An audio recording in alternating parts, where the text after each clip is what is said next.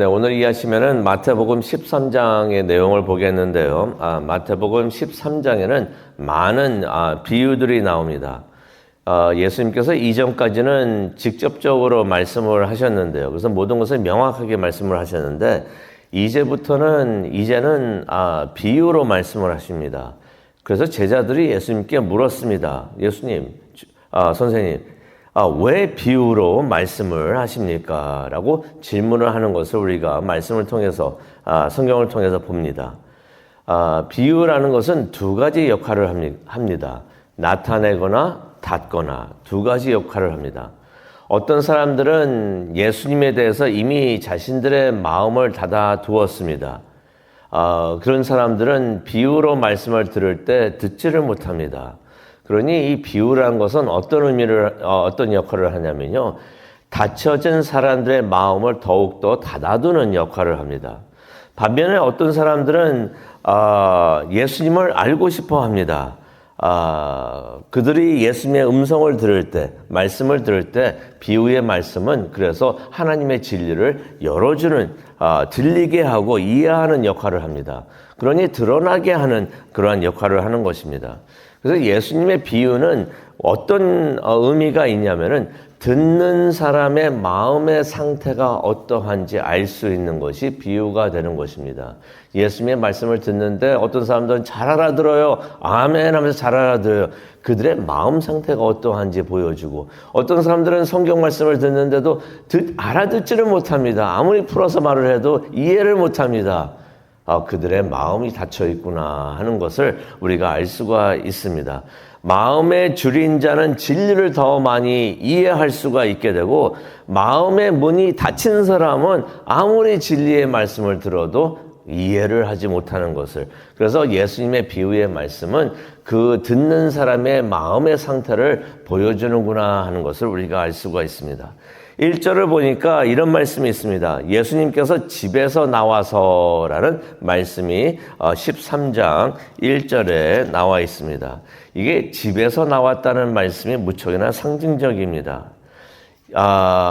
이때부터 특히 13장에 와서 예수님에 대한 적대감, 그 종교 지도자들이죠. 예수님을 굉장히 미워했어요. 싫어했습니다. 멀리 하려고 그랬습니다. 가까이 있기 싫어했습니다. 예수님에 대한 적대감이 최절정에 이른 때가 바로 이때라고 우리가 볼 수가 있습니다. 한 예로 이제 예수님을 따르던 사람들이 놀라면서 이제 말을 하죠. 예수님께서 말씀하시고 기적을 행하는 걸 보면서 마태복음 12장 23절을 보게 되면 이분이 다윗의 자손인 것 같습니다라고 말을 합니다. 어떤 의미가 있냐면요. 우리가 기다리던 다윗의 자손 메시아인 것 같습니다. 우리의 구원자인 것 같습니다. 라고서 사람들이 놀라면서 말을 하는 것을 우리가 보게 됩니다.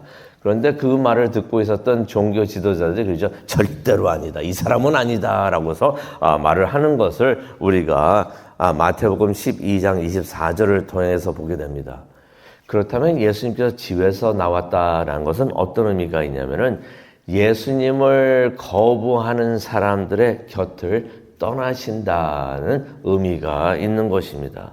그래서 그 사람들을 떠나가지고 이전에는 그 사람들에게 복음을 전하고 말씀을 선포하셨는데 이제는 그들을 떠나서 예수님을 원하는 사람들, 하나님의 말씀을 듣고 싶어하는 사람들에게 나가셔서 말씀을 하시는 것을 보게 되는데 그들에게 비유로 말씀을 하시는 것을 우리가 보게 됩니다.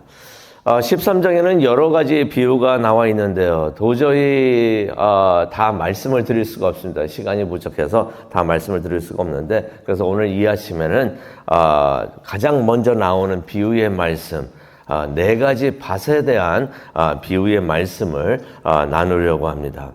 여기서 이제 농부가 나오는데 농부는 예수 그리스도가 됩니다. 땅이 나옵니다. 밭이 나오는데 이것은 이스라엘을 말하고요. 우리의 심정, 우리의 마음을 말하고 씨가 나오는데 이 씨는 무엇인가? 말씀이 됩니다. 말씀을 선포하는 그러한 말씀이 되겠는데요. 3절을 보니까 한 농부가 씨를 뿌리러 나갔다라는 말씀이 나옵니다. 예수 그리스도께서 복음을 전파하기 위해서 밭으로 듣는 사람들에게 나가신 것을 우리가 보게 됩니다. 당시에는 요즘처럼 기계가 씨를 뿌리지를 않았던 것이에요. 그래서 씨를 손으로 이렇게 한 뭉트 잡아가지고 땅에다가 이거 씨들을 뿌렸던 것입니다.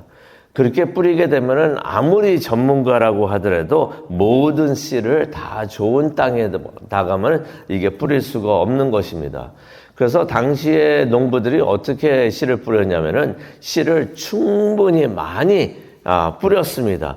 그래서 되도록 많은 열매를 맺을 수 있도록 좋은 땅에 많이 갈 수 있도록 이거 골라서 뿌릴 수가 없어가지고 이게 많이 그냥 뿌렸던 것이에요.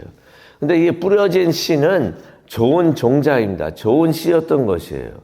근데 그 좋은 씨를 뿌렸는데 열매를 맺지 않는 것은, 열매를 맺는다는 것은 어떤 의미가 있냐면 그 열매를 맺는 곳이 좋은 땅이라는 것을 우리가 알 수가 있습니다.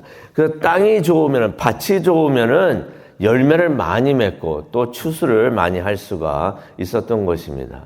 그래서 이날도 농부이신 예수님께서 많은 복음의 씨를 뿌리시는 것을 우리가 보게 되는데요. 그 비유의 내용을 우리가 보도록 하겠습니다. 4절과 19절에 나오는데요. 어떤 씨들은 길가에 뿌려진다라는 말씀을 하십니다. 당시에 밭이 어떻게 됐었냐면 밭이 있으면은 밭 가운데로 길이 이렇게 가로질러서 나 있었던 것이에요. 그래서 이제 씨를 뿌리게 되면은 밭에도 떨어지지만은 또 어떤 씨는 길가에도 뿌려지는 것입니다. 일부러 길가에다가 씨를 뿌리는 농부는 없겠죠. 밭을 가로지르면서 있으니까 뿌리다 보니까 길가에 씨가 뿌려지게 된 것이에요. 근데 길가라는 것은, 길이라는 것은 어떤 것을 의미합니까? 사람들이 많이 다니니까 단단하게 굳어 있습니다. 그러니 그 위에 씨가 뿌려진다고 하더라도 씨가 그 땅을 뚫고 들어가지 못하는 것이에요. 어떤 의미가 있습니까? 복음의 말씀이 전파되지만은 어떤 사람들의 마음에는 절대로 그 복음이 뚫고 나가지를 못한다는 것입니다. 어떤 사람들은 하나님의 말씀을 들어도 관심이 없어요. 무슨 말인지 이해도 못합니다. 알아듣지도 못합니다. 그냥 복음의 씨가 그들의 마음을 통과를 하지 못하는 것이에요. 그런 경우는 어떤 일이 일어난다고 예수님께서 말씀하십니까? 4절에 나오죠. 새가 와서 쪼아 먹는다라고 말씀을 하십니다. 근데 이것을 예수님께서 19절에 설명을 해주시는데 새가 누구라고 말씀하십니까? 사탄이라고 합니다. 사탄이 와서 그 길가에 있는 듯한 그러한 복음의 씨를 다 쪼아 먹는다라는 말을 합니다. 길과 같이 굳게 닫힌 마음은 말씀을 들어도 반응이 없는 것이에요. 영적인 필요를 못 느낍니다. 회개요? 죄를 용서받는 거요? 아무런 의미가 없는 것이에요. 그런 복음의 말씀들은 사탄이 와서 다 가져간다라는 말씀을 하시는 것입니다. 근데 어떤 씨들은 돌밭에 떨어진다고 말씀하십니다. 이게 5절과 21절, 22절에, 20절과 21절에 나와 있습니다. 돌밭은, 흙이 약간은 있습니다. 그러니 그 위에 씨가 뿌려지면 씨를 받아들입니다. 하지만 흙이 많지 않아 가지고 싹이 나왔다가 곧 죽는 것을 우리가 알 수가 있습니다. 제가 성지순례를 갔는데, 이스라엘을 갔는데, 이 성경에 보면 돌밭이 많이 나오잖아요. 그 예수님, 그 사탄이 광야에서, 사탄이 와가지고 이 많은 돌들을 다, 빵으로 만들어라, 떡으로 만들어라 했는데, 돌이 얼마나 많길래 그랬나 싶었는데, 진짜 가니까, 그냥 순돌밭이에요. 순돌밭. 돌이 굉장히 많아요. 큰 돌도 있고, 작은 돌도 있고. 그런 땅에는 수분이 없습니다. 거의 뭐 사막 같은 곳들이에요. 사막, 돌밭이 막 있고 보니까 수분이 없으니까 나무들이 없어요. 꽃들도 없고요. 뜨거운 해 때문에 또 해는 얼마나 뜨거운지 사람들이 전부 다 그냥 뭘 쓰고 있었어요. 안 그러면 뭐 얼굴이랑 다 타게 되니까. 해가 뜨겁고 수분도 없고 그러니까 싹이 자라도 곧 시들고 말라버린다. 예수님께서 말씀하신 5절에 있는 말씀이 그대로 있는 것입니다. 그렇다면 돌밭과 같은 마음은 어떤 마음일까요? 말씀을 기쁘게 받아들입니다. 처음에 반응은 좋아요. 20절에 나오죠. 근데 싹이 나오면서 말씀이 이해가 됩니다. 이게 이 말씀이구나 하고서 이해가 돼요. 근데 그게 전부 다인 것이에요. 뿌리가 없으니까 이 싹이 오래 가지를 못합니다. 21절의 말씀이 나오죠. 말씀이 그 사람의 마음과 삶을 바꾸지를 못하는 것입니다. 그렇게 되면은 삶에 문제가 생기거나 시련을 겪게 되면은 이 말씀을 다 버리게 되는 것이에요. 사탄이요, 항상 슬픔이나 문제나 시련 등을 이용해서 사람들이 하나님으로부터 멀어지게 하는 것을 우리가 보게 됩니다. 또 어떤 시들은 가시덤불에 떨어진다고 7절과 21절에 말씀을 하십니다. 농부가 일부러 씨들을 가시덤불에 뿌리지는 않습니다. 그런데 어떤 씨들이 가시나무 뿌리 사이에 떨어지게 되는 것이에요. 근데 가시나무는 영양분과 물과 빛과 공간을 다 빼앗가는 것이에요. 그러니 좋은 씨가 싹시 되어가지고 자라나는 것을 이 가시덤불이 이것이 방해를 하는 것입니다.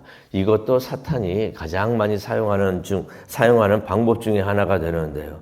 어떤 사람들은 말씀을 듣고 받아들입니다. 그래서 씨가 싹시 자라납니다. 열매를 곧 맺을 것 같습니다. 그런데 가시가 자라나고 있는 싹을 방해를 하는 것이에요. 그 사람이 잘 받아들이고 있었던 그 말씀과 은혜와 감동을 사탄이 와서 그것을 빼앗아가는 것입니다. 22절에 예수님께서 말씀을 해주시죠. 가시가 무엇을 비유하는 것인가? 세상에 있는 걱정과 돈의 유혹이라고 예수님께서 말씀을 하십니다. 그랬던 것 같아요. 2000년 전에도 많은 사람들이 돈과 재물에 대한 걱정과 유혹으로 많이 힘들어했던 것 같습니다. 근데 2000년이 지난 오늘날에도 많은 사람들이 똑같은 것 때문에 걱정을 하고 있는 것을 우리가 보게 됩니다. 매일 돈을 쫓는 삶 때문에 영적인 것을 챙기지를 못하는 것이에요. 영적으로 자라나지 못하는 것입니다. 은혜 받은 말씀이 삶에서 자라나지를 못하는 것입니다. 말씀을 거부하는 것이 아닙니다. 그냥 삶이 바빠요. 시간이 없습니다. 바쁘게 일하다 보니까 영적으로 메말라 가는 것을 우리가 보게 됩니다. 근데 어떤 씨들은 좋은 땅에 떨어진다고 예수님께서 8절과 23절에 말씀을 하십니다. 좋은 땅은 어떤 땅일까요? 잘 갈아져 있는 땅이 됩니다. 준비된 땅을 말하는 것이에요. 흙이 많이 있습니다. 흙이 많이 있어서 잘 자랍니다. 흙이 많이 있으니까 수분도 많고요. 영양분도 많이 있습니다. 이런 땅에 뿌려진 씨들은 잘 자라고 좋은 많은 열매를 맺는다라고 예수님께서 말씀하십니다. 얼마나 많은 열매를 맺는가? 100배의 열매를 맺고 60배, 30배의 열매를 잘 맺는다라고서 8절에 말씀을 해 주십니다. 어떤 사람들은 좋은 땅과 같다는 것입니다. 말씀을 잘 받아들여요. 말씀이 선포될 때 잘 듣고 잘 받아들이고 예수 그리스도를 구세주로 받아들이고 그의 말씀을 믿고 그러한 받아들인 그 말씀이 그 사람들의 삶을 바꾸고 많은 좋은 열매를 맺게 된다는 것입니다. 근데 성경에서 말하는 열매를 맺는다는 것은 어떤 의미가 있는가? 한 사람이 말씀을 듣고서 그 말씀을 다른 사람에게 전한다는 것입니다. 하나님의 말씀이 이런 의미가 있습니다. 그러면 그 사람은 또 듣고서 또 가서 하나님의 말씀을 모르는 사람들에게 또 전하는 것이에요. 그럼 그 사람들 또 말씀을 듣고서 또 다른 사람에게 전하고 이렇게 제자가 제자를 삼는 그러한 일이 일어난다는 것입니다. 부흥이 이렇게 일어나게 되는 줄로 믿습니다. 전도하고 선교가 이렇게 일어나게 되는 줄로 믿습니다. 말씀을 선포하고 들은 사람은 또 그 말씀을 가서 또 전하고 계속해서 전하는 일이 일어나는 것입니다. 이제 말씀을 마치려고 합니다. 기도하려고 하는데요. 예수님께서 9절과 43절에 이런 말씀하십니다. 귀 있는 사람은 들으라 라고 말씀을 하십니다. 성도님들에게 질문을 합니다. 성도님은 어떤 밭이십니까? 무엇이 성도님의 마음에 심어진 말씀이 자라는 것을 방해하고 막고 있나요? 열매를 지금 많이 맺고 있으십니까? 예수님은 지금도 말씀의 씨를 뿌리고 계십니다. 그때 우리가 기도하기를 원합니다. 나의 굳게 닫힌 마음을 성령님께서 잘 갈아지게 하여 주셔서 말씀을 잘 받게 하여 주시옵소서. 내가 좋은 땅이 되게 하여 주시옵소서. 마음이 열리고 뿌리는 깊게 내리고 모든 방해 요소는 다 걸러져서 말씀이 많은 열매를 맺게 하여 주옵소서라고 기도하는 우리 모두가 되기를 간절히 소원하고 기도합니다. 기도하시겠습니다. 사랑거리가 충만하신 하나님 아버지 감사합니다. 오늘 이 아침 나와서 하나님의 말씀을 듣습니다. 하나님 말씀을 뿌려주시니 정말로 감사합니다. 우리 모두가 좋은 땅이 되게 하여 주시옵소서. 성령님께서 오셔서 우리의 마음을 감동시켜 주셔서 마음이 잘 갈아지게 하여 주셔서 우리에게 뿌려진 그 좋은 복음의 말씀이 뿌리를 내리고 많은 열매를 맺을 수 있도록 하나님 도와주시옵소서. 그것을 위해서 기도하기를 원합니다. 이 시간 오셔서 우리의 기도를 인도하여 주시옵소서. 감사합니다. 예수님의 이름으로 기도합니다. 아멘.